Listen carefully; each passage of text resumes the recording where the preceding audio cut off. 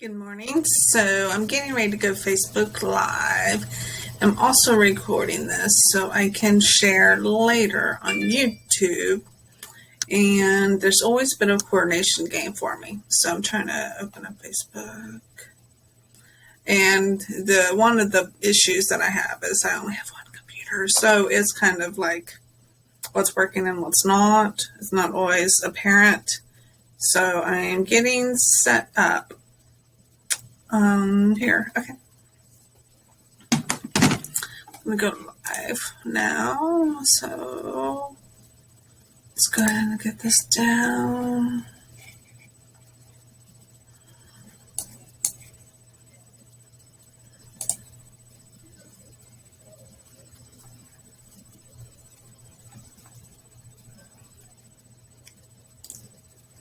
Hey, so I think I am live. And we're going to go ahead and get started. There's always a bit of delay, and I'm like, am I live yet or am I not? So I am live. Everything is indicating I'm alive. And so what we're talking about is Motivation Monday. So it's Monday, and the usual hashtags that, come along with Monday, to get started with a new week, get things up and at 'em. It's Motivation Monday. So I figured, go ahead and do a live video talking about Motivation Monday. And what's interesting about motivation, there's multiple things that can motivate somebody. And what I'm going to be discussing are two of the more popular types of motivation. Let's see how easy my computer cooperates with me and not freezing. Okay. So there's a few slides just as a visual aids. I'm not going to read off the slides or anything like that. But let's go ahead and go on. Okay, so Motivation Monday, keeping your eyes on the prize. So motivation. There are basically two types of motivation somebody has. One is internal or intrinsic, and the other one external, extrinsic. So you can kind of see in the slide, the different types of motivation, what's internal and what's external. Internal, you kind of you like the internal sense of achievement. You're just naturally curious about something. You like to explore. You just take some pride in your work. And those are the things that motivate you to continue to grow and learn and do things, right? External tends to be more about money and grades and the career and the praise and the exam. And neither one of these are good or bad, okay? Everybody's got their own thing that makes up whatever it is that they want to do and why they continue to pursue the things that they pursue. And it's important to know that sometimes, you're going to have a mix of internal and external. For me, for example, I get curious about a lot of things, which is sometimes why I go down a rabbit hole of whatever happens to capture my eye at the moment. You can call it like a bit of ADHD, just curiosity, just having an interest in it. And it is what it is. And then I also like, getting those sense of achievements. And sometimes that can be external, such as, certifications or industry credentialed certifications, such as with AWS or Google or whatever. And sometimes it can be financial compensation because ultimately, unless you want to go completely off grid, money does matter. Because I know for me, I don't plan on going off grid. I like, some of the creature comforts that we have in today's day and age. So money does matter. But what I find is whenever I develop my curiosity and my interest for something, and that will help me grow in my career, which helps make more money and so on and so forth. And others, depending if you are, in school now, it could be grades and exams. Exams can also qualify for industry credential exams and certifications. So internal and external motivations, intrinsic and extrinsic motivations, there's a lot of different things, and there's probably overlap. You're probably not going to find too many people that are solely for external or solely internal. There may be, but there's probably going to be some overlap, in some regards. So what I think is interesting is that internal motivation can also be based on the interest. So I mentioned earlier curiosity and just interest in something. So this was a list that I came up with in regards to augmented reality. So a couple of weeks ago, we had a STEAM camp here, and we had some juniors and seniors from high schools, and they came and they learned about STEAM subjects such as robotics, cybersecurity. I know the art program, Whitney did something with art. I don't know what it was, but it was something with art. For me, it was augmented reality. And what I like about augmented reality is combining, like, a little bit of artistic work, the overlay, the way things look, and the development side of things. It combines them, and you develop filters. So that tends to be what I do for augmented reality, is making filters on platforms like Snapchat and Facebook and Instagram. And that's just my personal interest. One of the things that I do on the side is help small businesses with their advertising and their social media, and Snapchat and Facebook and Instagram are those outlets. So that tends to be where I have a natural draw to learn more about augmented reality. So, but there's a variety of other different areas that you can apply augmented reality. That's what we went over in the STEAM camp a couple of weeks ago. There's productivity, there's transportation, education, accessibility, medical, politics, there's a long list. And this probably is true. I would say this is pretty much true with every realm in technology right now. There's obvious, like the film and TV and the sports and the gaming, that is, has technology. There is some collaboration with the different kind of technologies, but whether it's data analytics or whether it's cybersecurity or whether it's web and app development, there is a place for technology in all of these things. And I don't even know that much about all of these particular subjects, so there's probably things that I'm not even aware of. And there is things I'm not even aware of, and that's okay, because it's just not my particular, interest, where I've not had to dive in to learn about it, or it's just not something I have a natural interest in. Again, my thing right now is marketing, so those are the things I have an interest in, the social media platforms. As time allows, I, try to go into talk about Amazon Sumerian, which is another augmented reality. But there's all kinds of things that are internally interesting to me, and once you find things that are internally interesting to you, it's very much more it's a lot easier to grow in that curiosity. And as I said earlier, once you grow in that curiosity, it can help you with your career and the income and the salary and the kind of life that you want to live.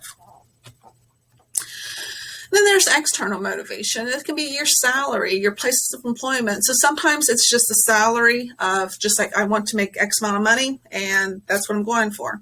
And sometimes it might be a place of employment. It's like, where do you want to work for? Just like, do you want to work for Amazon? Do you want to work for Microsoft? Are there any other big organizations that you want to work for?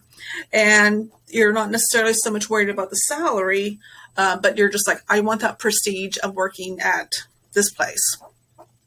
Or on the flip side of that, you want to work from home. You want to have a little bit more of that work-life balance. You want the flexibility of working from home, which is becoming more and more of the norm.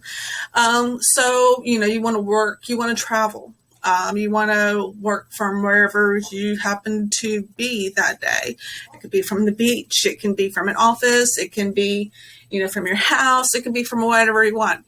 Those are some types of external motivation. What is it that gets you really engaged and motivated to find your ideal situation? A nice salary, certain place of employment, or just the ability to have some flexibility and work from home. So there are 3 different resources that I usually direct students to learn more about job opportunities. So let's explore that a little bit. Let's see. Okay, so one of them was Power to Fly. Let me see. Computer's being a little slow right now. Let's go ahead and look up Power to Fly.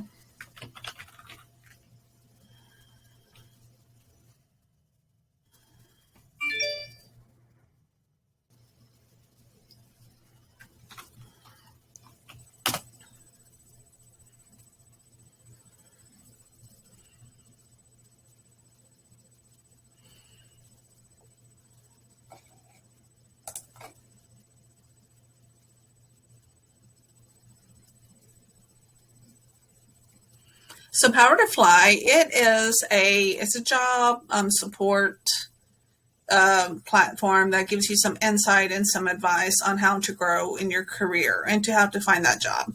So I think this is marketed mainly for women, but I've also, and there's a man right there. I've seen some, let's see later. Okay. I've seen some men participate in some of this stuff and some of their talks. So I would not worry about any kind of if you see anything directed towards women only, I would not worry too much about that. I think I've had some students ask me about, if this is just a one for careers for women or is it across the board? So I would just go ahead and say it's across the board.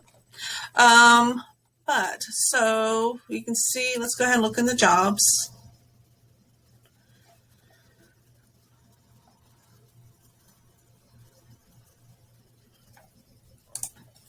So let's look at data analyst.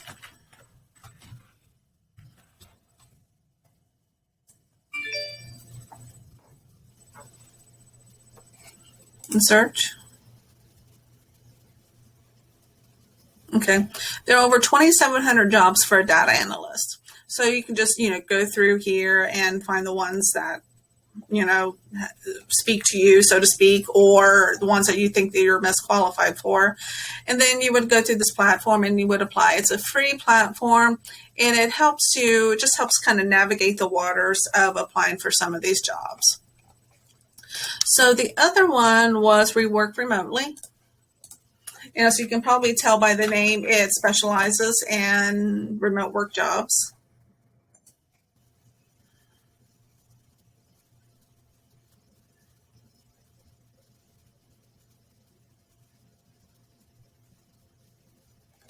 Okay, job seekers. Let's see. Let's go ahead and go to that one.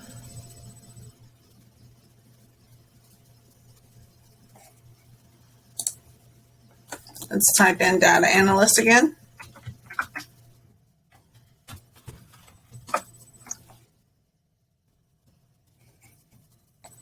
Okay. Looks like for data analyst, there is one job, hub staff, 100% remote. Like I said, hence the name, we work remotely. And let's see, there's some other jobs. View all 67 other remote jobs. So it looks like there's around 60 some jobs in this particular platform for just remote work. Okay. Let's go to LinkedIn. I like LinkedIn a lot. Let's go ahead and just do a search for data analyst.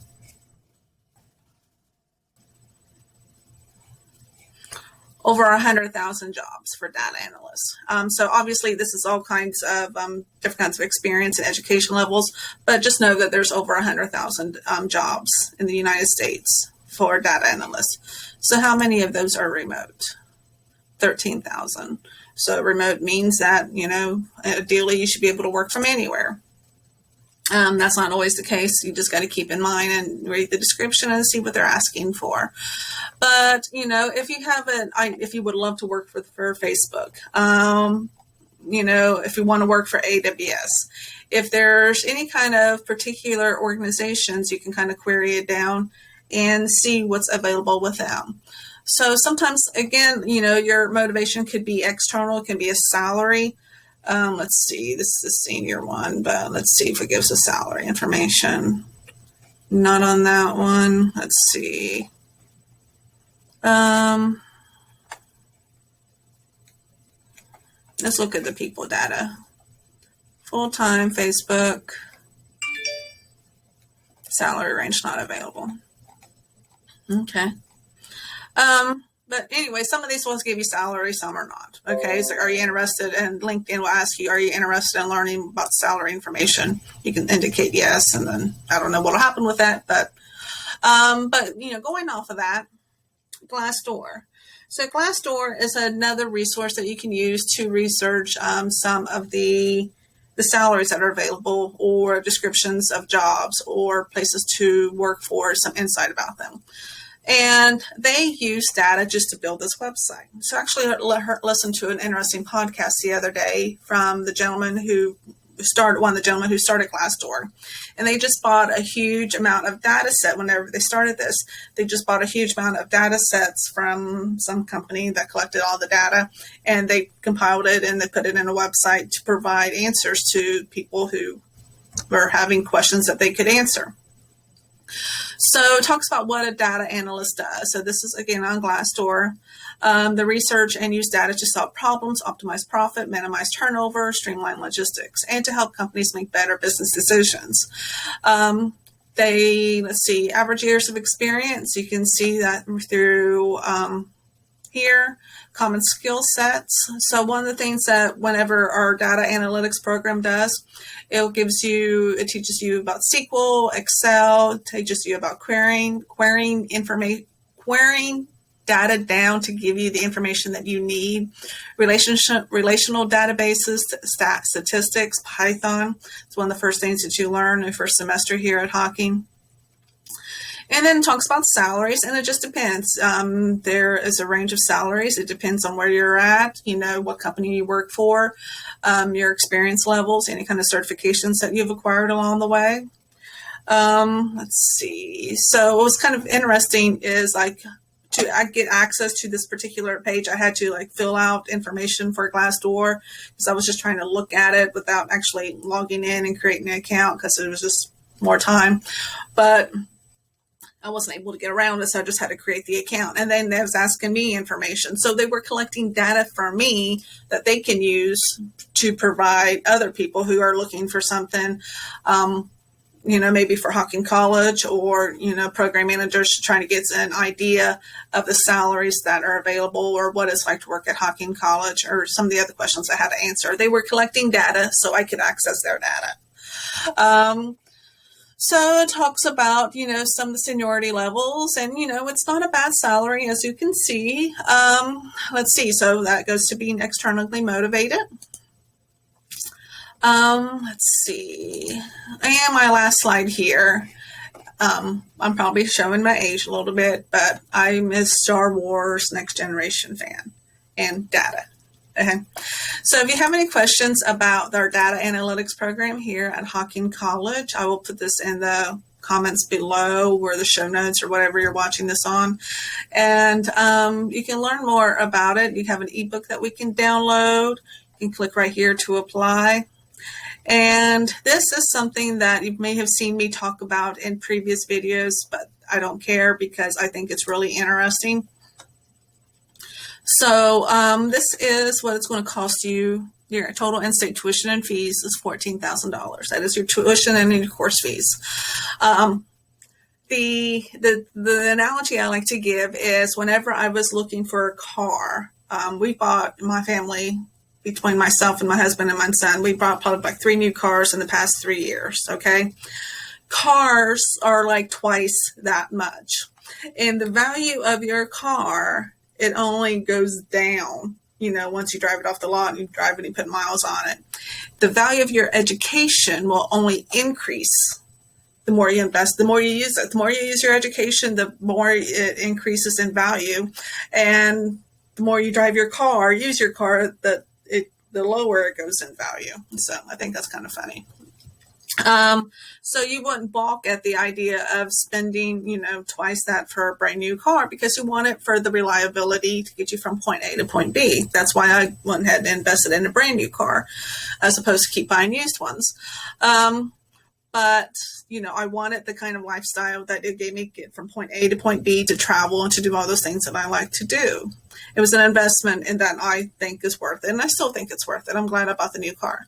And this is an investment in you for you to help you have the life that you want to have as well. To travel, to have some stability in your income, to be able to provide for your family, all of those things. As such, the investment will pay off in dividends. You just got to have that mentality of being a lifelong learner and constantly growing. It's really important. It's really, really, really important to have that mentality of a lifelong learner, especially with anything in tech or computers. Lifelong learner, just accept it and embrace it. Okay, so I want to go ahead and wrap this up. If you have any questions about being a lifelong learner or data analytics or careers or opportunities on anything, please feel free to reach out. Thank you, guys. Okay, boom. The computer's on a delay. Still trying to log off, but thank you, guys. Okay.